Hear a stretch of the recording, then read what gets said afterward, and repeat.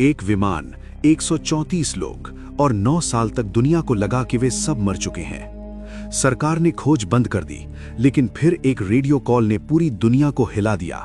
मेडे, मेडे, हम जिंदा हैं। 27 दिसंबर 1948 की रात दुनिया का सबसे बड़ा यात्री विमान डगलस DC-3 मियामी से फ्लोरिडा के लिए उड़ान भर रहा था। विमान में 125 यात्री और 9 क्रू सदस्य, कुल 134 लोग सवार थे। उत्तरी अटलांटिक महासागर के ऊपर लगभग 8300 फीट की ऊंचाई पर विमान शांति से अपनी 180 मील प्रति घंटे की रफ्तार से आगे बढ़ रहा था। रात के 8:13 हुए थे। कॉकपिट में कैप्टन रॉबर्ट मिलर और उनके को पायलट सब कुछ सामान्य देख रहे थे, लेकिन अचानक San Juan air traffic control यानी ATC के साथ उनका संपर्क कमजोर पड़ने लगा। कैप्टन मिलर ने रिपोर्ट किया कि उन्हें एक मामूली तकनीकी समस्या का सामना करना पड़ रहा है।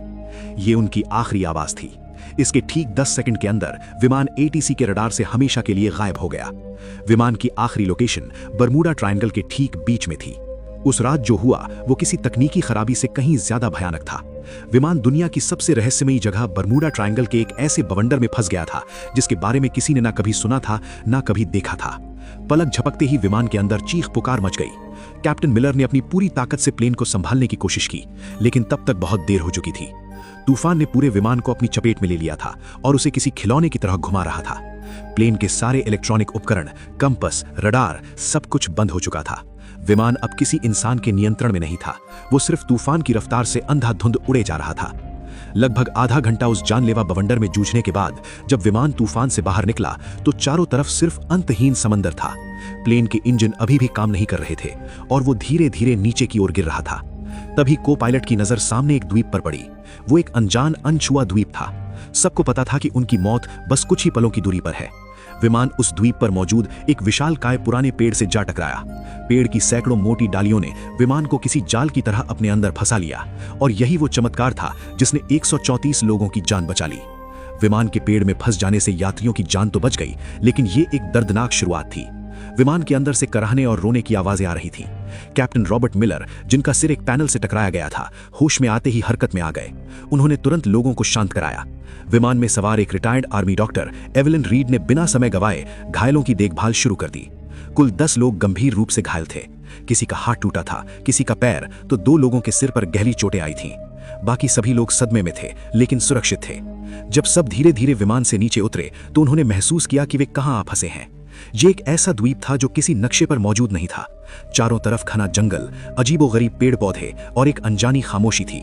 सबसे पहली और सबसे बड़ी चुनौती थी पानी। हर कोई प्यासा था, लेकिन पूरे द्वीप पर दूर दूर तक किसी नदी, झरने या साफ पानी के स्रोत का कोई निशान नहीं था। उनकी एकमात्र उम्मीद अब सिर्फ बारिश का पानी थी। कैप्टन मिलर ने अपने अनुभव का इस्तेमाल करते हुए लोगों को समूहों में बांटा। एक समूह को विमान के मलबे से खाने पीने का सामान, दवाइयां और काम की चीजें निकालने का काम सौंपा गया। दूसरा समूह कैप्टन के साथ मिलकर रात गुजारने के लिए एक अस्थायी आश्रय बनाने में जुट गया। उन्होंने विमान की टूटी हुई सीटों, धातु की चादरों और बड़े बड़े पत्तों का इस्तेमाल करके एक काम चलाऊ छत तैयार की जो उन्हें रात की ठंड और संभावित बारिश से बचा सके। उस पहली रात जब वे एक दूसरे से सटकर बैठे थे तो उनके दिलों में एक ही सवाल था, क्या कोई उन्हें ढूंढने आएगा? क्या वे कभी इस अनजान जगह से बाहर निकल पाएंगे? दूसरे दिन की सुबह एक नई और कहीं ज्यादा कठिन चुनौती लेकर आई। भोजन की कमी उनके सामने सबसे बड़ी समस्या बनकर खड़ी थी। विमान से जो थोड़ा बहुत खाना मिला था वो ज्यादा दिन चलने वाला नहीं था। उन्हें द्वीप पर ही भोजन खोजना था, लेकिन कौन सा फल जहरीला है और कौन सा खाने लायक, ये जानने का कोई तरीका नहीं था। ये अज्ञानता हर कदम पर मौत का खतरा बनकर खड़ी थी। इसी कोशिश में एक अधेड़ उम्र के व्यक्ति ने एक अनजान फल खा लिया और कुछ ही घंटों में उसकी तड़प तड़प कर मौत हो गई। ये द्वीप पर हुई पहली मौत थी जिसने सभी को अंदर तक हिलाकर रख दिया। पहली बार सबको यह एहसास हुआ कि वे सिर्फ फंसे नहीं हैं, बल्कि हर दिन मौत के बेहद करीब जी रहे हैं। डर, सदमा और अनिश्चितता पूरे समूह पर भारी पड़ने लगी।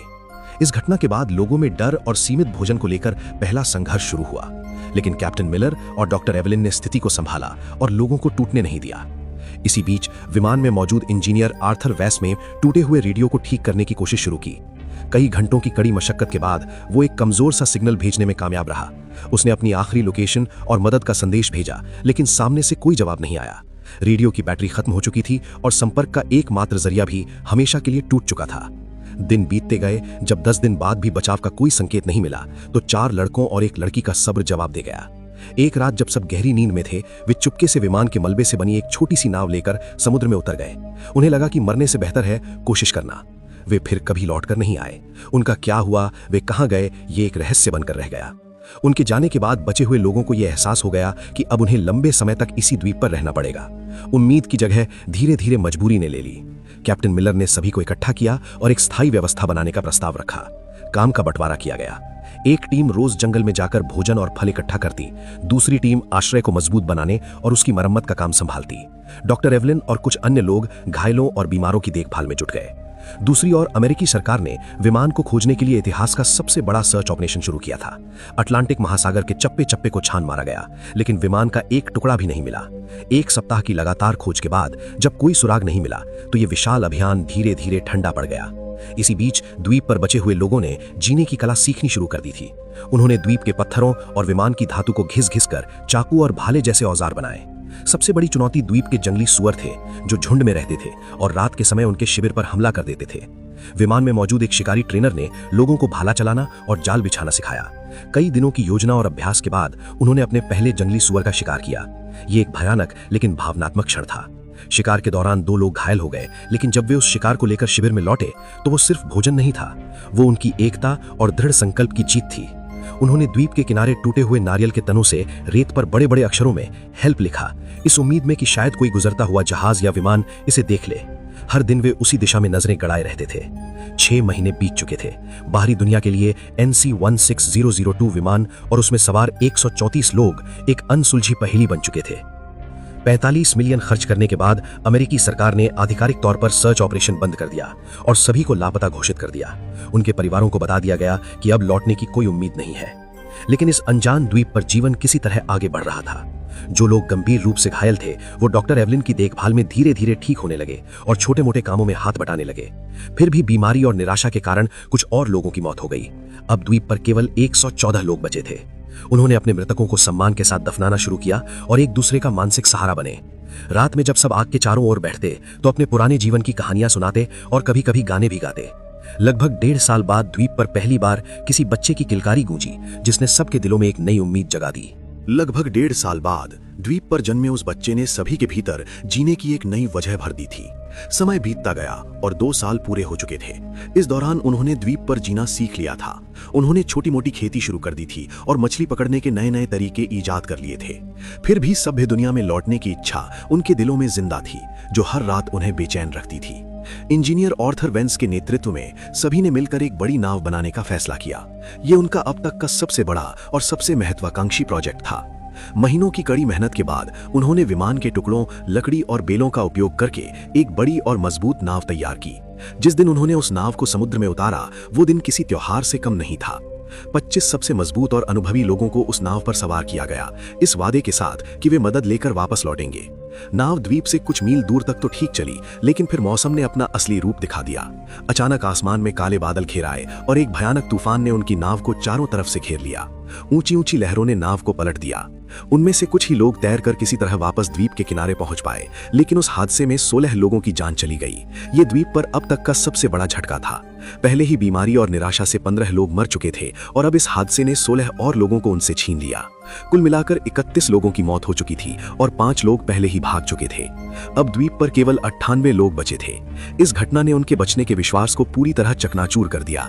कई लोगों ने मान लिया कि यही द्वीप उनकी कब्र बनेगा और यहाँ से निकलने की हर कोशिश सिर्फ मौत को दावत देना है। लेकिन फिर भी कुछ लोग ऐसे थे जिनके भीतर उम्मीद की आखिरी लौ अभी बुझी नहीं थी। 5 साल गुजर चुके थे। जो बच्चे द्वीप पर पैदा हुए थे उनके लिए यही उनकी पूरी दुनिया थी। उन्होंने कभी कार, बिजली या शहर नहीं देखे थे। बड़े लोग उन्हें अपनी पुरानी दुनिया की कहानियां सुनाते, जो उन बच्चों के लिए किसी परी कथा से कम नहीं होती थीं। लेकिन समय के साथ समाज में दरारें पड़ने लगीं। द्वीप के प्राकृतिक संसाधन जैसे खास किस्म के फलदार पेड़ और छोटे जानवर धीरे धीरे कम होने लगे थे। भोजन की कमी ने लोगों के बीच तनाव पैदा कर दिया और वे 2 गुटों में बंट गए। एक गुट का नेतृत्व कैप्टन मिलर कर रहे थे, जो अब भी मानते थे कि किसी भी कीमत पर यहां से निकलने की कोशिश जारी रखनी चाहिए। दूसरा गुट एक हताश व्यक्ति के नेतृत्व में था, जिसका मानना था कि यही उनकी नियति है और बाहर निकलने की हर कोशिश सिर्फ मौत लेकर आई है। इसी बीच भोजन की तलाश में गया एक खोजी दल द्वीप के अंदरूनी हिस्से में पहुंचा, जहां उन्हें कुछ ऐसा मिला जिसने उनके रोंगटे खड़े कर दिए। उन्हें किसी प्राचीन और टूटी फूटी सभ्यता के खंडर मिले। उन खंडरों के पास एक गुफा के अंदर उन्हें एक इंसान का कंकाल मिला, जिसके पास धातु का एक छोटा सा जंग लगा टुकड़ा पड़ा था। वो टुकड़ा किसी पुराने विमान का हिस्सा लग रहा था। इससे साफ हो गया कि वे इस द्वीप पर फंसने वाले पहले लोग नहीं थे। बरमूडा ट्रायंगल का रहस्य और भी गहरा हो गया। क्या इस द्वीप पर कोई श्राप था? क्या यहाँ आने वाला हर इंसान यहीं मर जाता है? इन सवालों ने उनके दिलों में डर और निराशा को और मजबूत कर दिया। 7 साल बीत चुके थे और इन 2 सालों में तनाव, बीमारी और भोजन की कमी के कारण 16 और लोगों की मौत हो गई थी। अब उनकी संख्या घटकर सिर्फ 82 रह गई थी। लोग जीने की उम्मीद लगभग छोड़ चुके थे और बस किसी तरह दिन काट रहे थे। तभी 8वें साल की एक दोपहर द्वीप पर एक भयानक चक्रवात आया। तेज हवाओं और मूसलाधार बारिश ने उनके बनाए आश्रयों और फसलों को पूरी तरह तबाह कर दिया। वे खुले आसमान के नीचे भीगते हुए कांप रहे थे और सोच रहे थे कि शायद अब अंत आ गया है। लेकिन कुछ ही हफ्तों बाद द्वीप एक जोरदार भूकंप से कांप उठा। जमीन ऐसे हिल रही थी जैसे फट जाएगी। पहाड़ टूटकर गिरने लगे और पेड़ जड़ से उखड़ गए। हर कोई अपनी जान बचाने के लिए इधर उधर भाग रहा था। अनजाने में यही भूकंप उनके उद्धार का कारण बनने वाला था। भूकंप के कारण विमान का वो मलबा जो सालों से एक ही जगह पड़ा था, अपनी जगह से खिसक गया। उसके नीचे दबे कुछ तार और उपकरण बाहर आ गए। भूकंप के कुछ दिन बाद जब सब कुछ शांत हुआ तो इंजीनियर आर्थर वेन्स टूटे हुए मलबे का निरीक्षण कर रहा था। तभी उसकी नजर विमान के उस रेडियो पर पड़ी जो अब एक अलग कोण पर पड़ा था। उसी समय वैज्ञानिकों के अनुसार एक तीव्र सौर तूफान यानी सोलर फ्लेयर उठा, जिसने पृथ्वी के चुंबकीय क्षेत्र को प्रभावित किया।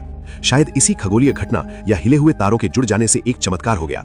आर्थर ने जैसे ही रेडियो का एक स्विच दबाया, उसमें से हल्की सी खरखराहट की आवाज आई। उसके दिल की धड़कन तेज हो गई। उसने कांपते हाथों से बचे खुचे तार जोड़े और 9 साल में पहली बार रेडियो की हरी बत्ती जल उठी। उसने तुरंत माइक उठाया और कांपती आवाज में कहा, मेडे मेडे मेडे, ये फ्लाइट NC-16002 है। क्या कोई सुन रहा है? हम जिंदा हैं। मियामी के एयर ट्रैफिक कंट्रोल में बैठे ऑपरेटर को जब यह संदेश सुनाई दिया तो उसे अपने कानों पर यकीन नहीं हुआ। लेकिन जब आर्थर ने विमान का रजिस्ट्रेशन नंबर, कैप्टन का नाम और उड़ान की तारीख बताई तो पूरे कंट्रोल रूम में सन्नाटा छा गया। अमेरिकी सरकार ने तुरंत रेस्क्यू ऑपरेशन दोबारा शुरू कर दिया। द्वीप पर मौजूद लोग दिन रात आग जलाकर धुआं करते रहे। पूरे 9 साल बीत चुके थे। एक सुबह जब बचे हुए 82 लोग जागे तो दूर क्षितिज पर एक छोटा सा धब्बा दिखाई दिया। वो धब्बा धीरे धीरे बड़ा होता गया और आखिरकार वो एक अमेरिकी नौसेना का जहाज निकला। उस जहाज को देखते ही 9 साल का दर्द, पीड़ा और इंतजार आंसुओं के सैलाब में बह निकला। लोग रो रहे थे, हंस रहे थे और एक दूसरे को गले लगा रहे थे।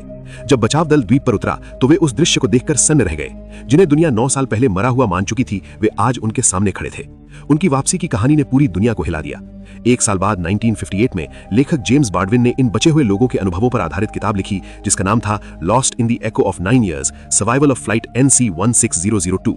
ये किताब अमेरिका की सबसे ज्यादा बिकने वाली किताबों में से एक बनी और ये साबित कर गई कि उम्मीद की एक छोटी सी किरण भी सबसे घने अंधेरे को चीर सकती है।